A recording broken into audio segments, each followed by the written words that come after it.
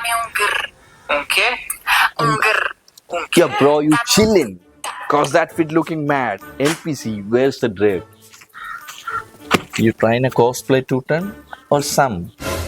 എന്താണ് വൃത്തിയോടെ ചപ്പ് കളഞ്ഞ ഇവിടെ അതല്ലെന്ന് എന്റെ ഓഫീസിലെ ബിൻസി പിള്ളേടെ എന്നോട് പറഞ്ഞതാണ്. ഏത് ബിൻസി? നമ്മുടെ പഠിച്ച മറ്റേ ചുരുണ്ട മുടിയുള്ള ഹസ്ബൻഡ് കഴിഞ്ഞ ആഴ്ച ഗൾഫിൽ പോയ ആ ബിൻസിയാ? ഇവിടെ പോടാ അവിടെ ഇത് ജിൻസി.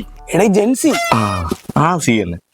അവന്മാര് പറയണ ഇംഗ്ലീഷ് ആണെങ്കിൽ എനിക്കൊരു വകയും മനസ്സിലാവണം. അപ്പൊ അത് കഴിഞ്ഞ് അവന്മാരൊരു നോട്ടം ഉണ്ട് കളിയാ. ഞാനാണ് മാനേജർ, അവന്മാരാണെന്ന് എനിക്ക് തന്നെ ഡൗട്ടാണ്. അളെ അതാണ് ഈ ജെൻസി സ്റ്റെയർ.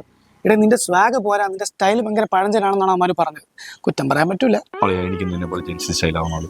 എന്നാ നീ ശ്രദ്ധിച്ചു കേട്ടോ, അതിന് 2-3 ഈസി ടിപ്സ് ഉണ്ട്. ആദ്യത്തത്, നമ്മളൊരു ടീഷർട്ട് മേടിക്കാൻ പോയാൽ സാധാരണ മേടിക്കുന്നതിന്റെ 2 സൈസ് കൂട്ടിയെടുക്കണം.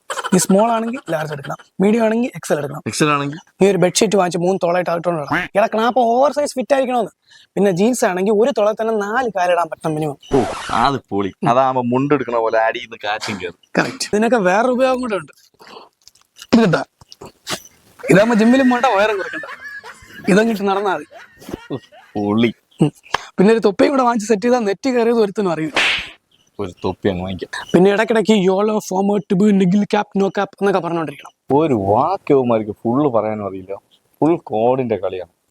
അളിയാ കഴിഞ്ഞ ദിവസം ടീം ഔട്ടിങ്ങിന് പോയപ്പോ സമയത്തിന് ഫുഡ് കഴിച്ചില്ലെങ്കിൽ ഗ്യാസ് കയറുമെന്ന് ഞാൻ പറഞ്ഞു. അതിനവന്മാർ എന്നെ എല്ലാം കൂടി തേറി കയറ്റി. അപ്പൊ തന്നെ എന്റെ ഫുൾ ഗ്യാസും. അളെ ഇതൊക്കെ നമ്മൾ നൈസായിട്ട് ഡീൽ ചെയ്യണം. ഞാൻ പറഞ്ഞുതരാം. നീ അവന്മാരോട് പോകുന്നു, നിനക്ക് വിശക്കുന്നു, നീ ഒരു ചായക്കട കാണും.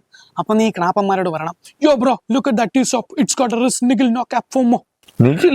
നിഖിലല്ലേ, NGL, നോട്ട് ഗണലേ. ഇതൊക്കെ എങ്ങനെ പഠിക്കണല്ലേ? അനുഭവങ്ങൾ പച്ചാളിരുന്നാണല്ലോ. ടീമിൽ പഠിച്ചിരിക്കാൻ വരെ വഴിയില്ലാത്തതുകൊണ്ട് ChatGPT ചോദിച്ച് പഠിച്ചതാണ്. ഇനി അടുത്ത ജനറേഷൻ ആകുമ്പോഴേക്കും മിക്കവാറും ആംഗ്യ ഭാഷയായിരിക്കും. അപ്പോഴേക്കും അതൊക്കെ പഠിക്കണം.